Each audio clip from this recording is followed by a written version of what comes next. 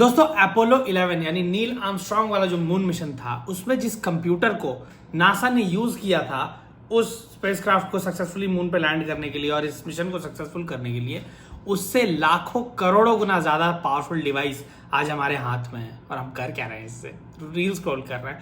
पर डिवाइस क्योंकि इतना पावरफुल है, धीरे धीरे इसके यूजेज बहुत ज्यादा बढ़ते जा रहे हैं, इवन डेली लाइफ में भी। तो जो टेक कंपनीज हैं इन्होंने देखा कि जैसे जैसे इसका यूज बढ़ते जा रहा है तो क्यों ना एक ऐसा डिवाइस बनाया जाए क्योंकि सारे अलग अलग डिवाइसेस का एक इंटीग्रेशन हो, मतलब एक ही डिवाइस में सारे फीचर्स हम ला पाए। तो कंपनी ने सोचा लोग यूज क्या क्या करते हैं। हर इंसान स्मार्टफोन यूज करता है आज की डेट में, उससे बहुत सारे काम होते हैं। पर कई जगह लगता है स्मार्टफोन का जो स्क्रीन है ना वो बड़ा छोटा है, थोड़ा और बड़ा स्क्रीन होता तो बेटर होता। तो ये बात तो मुझे भी कई बार लगती है कि इस काम के लिए स्क्रीन छोटा लग रहा है। दूसरी बात, बहुत सारे लोग लैपटॉप भी यूज करते हैं, जो काम फोन पे नहीं हो पाता, बड़े स्क्रीन के लिए लैपटॉप चाहिए। और कई सारे लोग टैबलेट भी यूज करते हैं, इधर उधर जब ऑन द गो होते हैं तब टैबलेट का यूज करते हैं वो। तो बहुत ज्यादा परम्यूटेशन कॉम्बिनेशन करने के बाद कंपनीज को आइडिया आया कि फोल्डेबल स्मार्टफोन बनाते हैं। अब जैसे ही ये आइडिया आया, सैमसंग वो पहली कंपनी थी जो दौड़ के जाके तुरंत अपना पहला स्मार्टफोन बना के लॉन्च कर दी, जिसका नाम था सैमसंग गैलेक्सी Z फोल्ड। और ये फोन बहुत नए तरीके का था क्योंकि इसके अंदर एक बाहर डिस्प्ले था जब आप इसको फोल्ड करोगे, जो कि एक नॉर्मल स्मार्टफोन वाली फील देता था। जब फोन को अनफोल्ड करोगे तब वो एक टैबलेट लैपटॉप वाला पूरा काम करता था। उसमें प्रोडक्टिविटी के आप मल्टीपल ऐप्स खोल सकते हो, मल्टीटास्किंग, और पीछे भी कैमरा था, सामने की तरफ भी 2 कैमरा थे, एक जब आप उसको अनफोल्ड करोगे तब और एक जब फोल्ड करोगे तब। तो ओवरऑल ना ये एक रिवोल्यूशनरी डिवाइस साबित हुआ, मतलब काफी सुपर हिट रहा ये डिवाइस और मार्केट रिस्पॉन्स भी इसको बहुत अच्छा मिला। डेफिनेटली फर्स्ट जनरेशन था तो कुछ फ्लॉज थे जो आने वाले जनरेशन में धीरे धीरे सैमसंग अपग्रेड करते जा रहा है। अभी तो लेटेस्ट Z Fold 5 आया है और इसका भी सबका रिस्पॉन्स बड़ा अच्छा है। लेकिन ये पूरी कहानी ऐसे ही चलती रहती अगर बीच में कुछ और प्लेयर्स एंटर नहीं करते। अब वो प्लेयर्स कौन कौन से हैं? सबसे पहले सारी कंपनी की नजर थी कि ये एक अच्छा कॉन्सेप्ट है, तो उधर से टेक्नो ने लॉन्च कर दिया अपना फैंटम V फोल्ड, उसका भी रिस्पांस अच्छा ही रहा। दूसरी तरफ से गूगल ने लॉन्च कर दिया गूगल पिक्सल फोल्ड, और ये भी लोग बोलते हैं कि अच्छा फोन है। बेसिकली फोल्डेबल फोन्स में, फोल्डेबल जो सेगमेंट है उसमें कंपनी अच्छा काम कर रही है। एप्पल का अभी तक कोई भी रिस्पांस नहीं आया फोल्डेबल आईफोन्स को लेके। एप्पल का तो कोई भरोसा भी नहीं है, एप्पल लॉन्च करेगा तो हो सकता है वो फोल्डेबल फोन का दाम 4 लाख रुपए रख दे। तो एप्पल की तरफ से अभी तक तो कोई भी अपडेट नहीं है फोल्डेबल फोन्स पे। पर एक और ब्रांड है जिसकी फैन फॉलोइंग भी कमाल की है, और वो ब्रांड है OnePlus लॉन्च करने वाला है OnePlus Open, अपना पहला फोल्डेबल फोन। तो इस बीच बहुत सारे प्रेडिक्शंस लोगों के आए हैं और क्यों मुझे ऐसा लगता है कि ये आज तक का बेस्ट फोल्डेबल फोन हो सकता है। So welcome back guys to your very own YouTube channel Alpha Gadgetarian. This is the place where we discuss the science and the story behind the tech. Like and subscribe. Like target मैंने इस video का रखा है 2000, बहुत आसान है आप लोग के लिए करना, जल्दी जल्दी कर देना because I love you guys, और ये इससे मेरा मोटिवेशन बना रहता है ऐसी और वीडियोस आपके लिए लेके आते रहने के लिए। दोस्तों आज तक के जो भी फोल्डेबल फोन्स आ रहे थे उसमें बेसिकली 2 तरह के प्रॉब्लम्स यूजर्स को भी दिख रहे थे और कंपनी भी समझ रही थी। एक हिंज का प्रॉब्लम, क्योंकि वो फोल्डेबल फोन है, वो नॉर्मल स्मार्टफोन से काफी अलग है, वो कई बार खुलेगा बंद होगा, और एक नॉर्मल यूजर तो आराम से इतना महंगा फोन ले रहा है 1.5-2 लाख का, तो 3 साल चलाएगा ही कम से कम। जो ढंग से यूज कर रहा है वो 5 साल भी चला सकता है। तो इस बीच कितनी बार फोन फोल्ड अनफोल्ड होगा, तो यहाँ पे हिंज बहुत इंपॉर्टेंट रोल प्ले करता है। और दूसरा, क्योंकि इसको प्रोडक्टिविटी पॉइंट ऑफ व्यू से बनाया हुआ है, इसके कैमरा कहीं ना कहीं उतने अच्छे परफॉर्म नहीं करते थे जिस प्राइस पॉइंट पे ये आता है। तो इन दोनों प्रॉब्लम्स को सॉल्व करने का अपने तरफ से बेस्ट कोशिश की OnePlus ने। पहले हिंजेस जो होंगे OnePlus Open के, ऐसा कहना है कि OnePlus Open का जो हिंज है वो जब फोन अनफोल्ड होगा तो जो बीच का क्रीज है वो बहुत हद तक मिनिमाइज हो जाएगा। मतलब ऐसा तो नहीं है कि क्रीज दिखेगा ही नहीं, पर बहुत कम होगा, नेग्लिजिबल, क्योंकि कोई भी वो क्रीज देखना नहीं चाहता जब कोई अपना फोन अनफोल्ड कर रहा है और उसमें कुछ काम कर रहा है तो। और कहा जा रहा है कि OnePlus की जो सिस्टर कंपनी है ओप्पो का जो find N series flip series है उसमें जो हिंज यूज किया हुआ है, मुझे भी फाइंड N2 फ्लिप काफी अच्छा फोन लगा। इवन फ्लिप फोन में मुझे बहुत अच्छा लगा वो फोन। तो उसमें जो हिंज यूज किया हुआ है उस हिंज का एक रिफाइंड वर्जन यूज होगा OnePlus Open में। अब क्योंकि ये रिफाइंड वर्जन यूज होगा तो कहा जा रहा है कि ये लेस कॉम्प्लेक्स हिंज होगा और लाइट वेट भी होगा। लेकिन जब हिंज को लाइट वेट किया जा रहा है, लेस कॉम्प्लेक्स किया जा रहा है, तो ड्यूरेबल और उसका सपोर्ट सिस्टम जो है उसको भी तो स्ट्रॉन्ग करना पड़ेगा। उसके लिए इसके अंदर कई सारे एलिमेंट्स भी यूज किए जाएंगे, जैसे कोबाल्ट, मोलिब्डेनम, जर्कोनियम। और अब समझ में आ रहा है स्कूल में जो पीरियोडिक टेबल पढ़ाया जाता था उसका इंपॉर्टेंस क्या था। इधर ये सारे एलिमेंट्स यूज हो रहे हैं, उधर एप्पल टाइटेनियम यूज कर रहा है, एल्यूमिनियम तो यूज होते रहता है। तो केमिस्ट्री और पीरियोडिक टेबल का जो इंपॉर्टेंस है वो आप समझ में आ रहा है। और दूसरा जो इशू था दैट इज कैमरा। कैमरा दोस्तों जो इसकी बात हो रही है वन प्लस ओपन की, इसका जो ट्रिपल रियर कैमरा है, सबसे पहले तो उसके फिल्टर्स और उसको ट्यून किया गया है बाय हैसलब्लैड। और हैसलब्लैड एक बहुत बड़ी और बहुत पुरानी कैमरा कंपनी है और वन प्लस के साथ इनका एक अच्छा कोलैबोरेशन काफी लंबे समय से चल रहा है।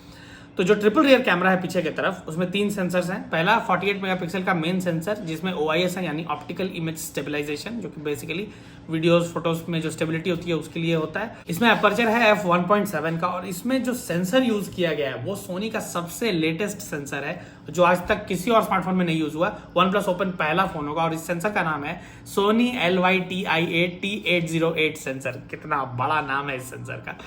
ये जो सेंसर है दोस्तों, ये वर्क करता है dual layer transistor pixel technology पे, बेसिकली जिसको पिक्सल स्टैक्ड भी कहा जाता है। और यहाँ लाइट एब्जॉर्प्शन रिटेंशन स्ट्रक्चर जो होता है एक लेंस का, उसको पूरा रीडिजाइन किया गया है। कैसे? इस लेंस में जो मटेरियल यूज हुआ है, जो शेप है इस सेंसर का और जो कोटिंग की गई है, वो सबको रीडिफाइन किया है सोनी ने, जिसके वजह से जो लाइट इस पे रिटेन होगा, जो एब्जॉर्ब होगा, वो पूरा बदल गया है। इवन लाइट रिटेंशन और स्टोरिंग 2x से ज्यादा बढ़ चुकी है उसी स्मॉल सेंसर में। और ये रीजन है क्योंकि टेक्नोलॉजिकल एडवांसमेंट जो है वो इतना ज्यादा हो रहा है कि जो स्मार्टफोन के कैमरा हैं वो इतने छोटे सेंसर के साथ भी एक बड़े DSLR को टक्कर दे पाते हैं, क्योंकि ये सब चीजें आ गई हैं, टेक्नोलॉजिकल डेवलपमेंट इतना ज्यादा हो रहा है। दूसरा जो कैमरा सेंसर है वो है 48 मेगापिक्सल का ultra wide sensor f2.2 aperture के साथ। और ये जो लेंस है दोस्तों, ये मुझे पर्सनली लगता है कि ये बहुत कमाल का एक अपग्रेडेशन है किसी ब्रांड की तरफ। मैंने रिसेंटली ट्वीट भी किया था कि जो टेक कंपनीज हैं ये अपने अल्ट्रा वाइड सेंसर पर ध्यान क्यों नहीं देती हैं, क्योंकि जैसे जैसे स्मार्टफोन फोटोग्राफी, सिनेमाटोग्राफी, व्लॉगिंग ये सब बढ़ रहा है ना, जो अल्ट्रा वाइड सेंसर है वो बहुत इंपॉर्टेंट हो जाता है। क्योंकि कई जगह एस्टैब्लिशिंग शॉट के लिए, मतलब एक जगह की कॉन्टेक्स्ट बताने के लिए, स्टोरी बताने के लिए जरूरी होता है अल्ट्रा वाइड सेंसर। और आजकल जो फोन्स आ रहे हैं वो डे टाइम में तो अच्छा अल्ट्रा वाइड सेंसर से परफॉर्म कर लेते हैं, पर लो लाइट में, नाइट टाइम में बहुत प्रॉब्लम होता है। इवन आईफोन 14 प्लस भी जब मैंने लिया, मुझे नाइट टाइम में इसका जो अल्ट्रा वाइड सेंसर का वीडियो था मुझे उतना पसंद नहीं आया, मैंने इससे बेटर एक्सपेक्ट किया था। तो 48 मेगापिक्सल अगर कोई कंपनी ला रही है अपने अल्ट्रा वाइड सेंसर में तो ये बहुत इंप्रेसिव है। लेट्स सी ये होता कैसा है एग्जैक्टली। और थर्ड जो सेंसर है वो एक्सपेक्ट किया जा रहा है 64 मेगापिक्सल का पेरिस्कोप लेंस, और ये f2.6 अपर्चर के साथ एक्सपेक्टेड है। इसमें up to 3x optical zoom होगा। तो ऑप्टिकल जूम बेसिकली वही है जो आपको जूम के बटन्स मिलते हैं स्क्रीन पे ही, और अप टू 6x तक लॉसलेस जूम है। मतलब डिजिटली आप 6x तक जूम कर सकते हो, वहां पे कुछ भी डिस्टॉर्शन नहीं आएगा। 6x के बाद भी जूम हो सकता है, लेकिन डिस्टॉर्शन की पॉसिबिलिटी बहुत ज्यादा बढ़ जाती है, मतलब फोटो और वीडियोस में नॉइज बहुत ज्यादा आ जाता है। और front facing camera, obviously foldable phone है तो 2 होगा। जैसे आप अनफोल्ड करोगे तो अंदर की तरफ जो फ्रंट फेसिंग कैमरा होगा 20 मेगापिक्सल का एक्सपेक्टेड है, और जब फोन को फोल्ड करोगे तब बाहर की तरफ जो फ्रंट फेसिंग कैमरा होगा वो 32 मेगापिक्सल का एक्सपेक्टेड है, जिसकी वजह से आप कमाल के सेल्फीज और वीडियोस क्लिक कर सकते हो। बेसिकली दोस्तों कैमरा को देखने के बाद इसका कैमरा बहुत प्रॉमिसिंग लग रहा है, जो कि एक काफी बड़ा अपग्रेडेशन हो सकता है फोल्डेबल फोन्स के सेगमेंट में। उसके अलावा और भी कई कमाल के फीचर्स एक्सपेक्टेड है इस फोन में, जैसे क्वालकॉम स्नैपड्रैगन 8 Gen 2 का प्रोसेसर, एंड्रॉइड 13 हो सकता है जो कि रन कर सकता है ऑक्सीजन OS 13 पे। और जो डिस्प्ले की बात है वो अंदर के तरफ 7.82 इंचेस का एक एमोलेड डिस्प्ले एक्सपेक्टेड है विद 2K रेजोल्यूशन, और बाहर की तरफ जब आप फोल्ड करोगे तो 6.31 इंचेस का एमोलेड डिस्प्ले एक्सपेक्टेड है। दोनों ही डिस्प्ले में आपको 120 हर्ट्ज का रिफ्रेश रेट मिलेगा, और फोल्ड करने पे जो डिस्प्ले है उसमें एक अलर्ट स्लाइडर की भी पॉसिबिलिटी है। और जब ब्राइटनेस की बात आ रही है तो एक्सपेक्ट किया जा रहा है कि इसमें 2800 निट्स का पीक ब्राइटनेस होगा, जो कि एक बहुत सही स्पेसिफिकेशन है, क्योंकि आईफोन्स में भी 2000 निट्स तक का ही पीक ब्राइटनेस मिलता है। और ये जो ब्राइटनेस है ये बहुत इंपॉर्टेंट हो जाता है अगर आप बाहर फोन को यूज कर रहे हो धूप में और डे लाइट में। तो कई बार अगर ब्राइटनेस नहीं होता ना फोन में तो फोन को ऐसे करके यूज करना पड़ता है, उसकी वजह से काफी प्रॉब्लम होता है। 2800 निट्स का अगर पीक ब्राइटनेस आता है तो ये बहुत सही स्पेसिफिकेशन होगा। और जो बैटरी एक्सपेक्टेड है वो है 4805 mAh की। अब पता नहीं 4805 mAh क्यों एक्सपेक्ट किया जा रहा है, 4800 या 5000 कर लेते तो इसी रेंज में बैटरी एक्सपेक्टेड है विद 67 वाट फास्ट चार्जिंग। और एक जो वर्जन इसका एक्सपेक्टेड है अभी वो है 16 GB रैम का। और ये सब बातें अभी तक वन प्लस ने ऑफिशियली नहीं बताई है, ये सब एक्सपेक्टेशंस और प्रेडिक्शंस हैं लोगों के। तो based on all these things, जो भी प्रेडिक्शंस हैं, व्हाट आई फेल्ट वाज,